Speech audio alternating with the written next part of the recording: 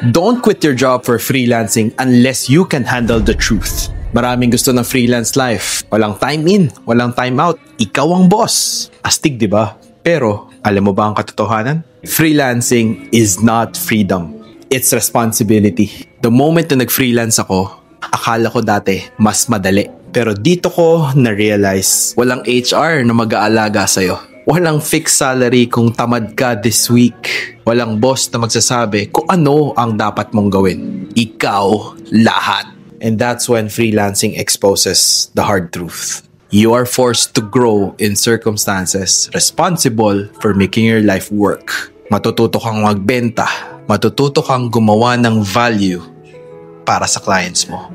And syempre, how to handle your set of clients from 0 to a certain number. And paano nga ba mag-manage na income na hindi predictable? So in summary, the truth is, freelancing is not for the unprepared, pero is the fastest way you actually grow skills that are needed in this world today. Kung iniisip mo mag-freelance dahil ayaw mo na sa boss mo, pipigilan na kita ngayon. That's not the right reason. Pero kung iniisip mo mag-freelance because gusto mong mag-build ng skills mo para may future ka, yan ang mindset na nagbago sa buhay ko. Because freelancing is not about escaping your job. It's becoming the kind of person who can create their own opportunities.